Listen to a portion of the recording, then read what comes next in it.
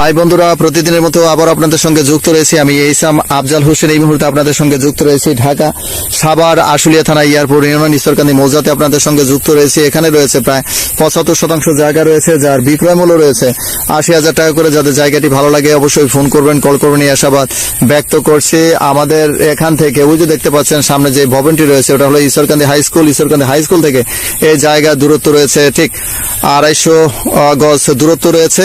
প্রিয় বন্ধুরা, যারা হচ্ছে বড় জমি কিনতে চাচ্ছেন, এখানে 75% জায়গা রয়েছে। যাদের এই বড় জায়গাটি ভালো লাগে অবশ্যই ফোন করবেন, কল করবেন, এর সাথে ব্যক্ত করছি।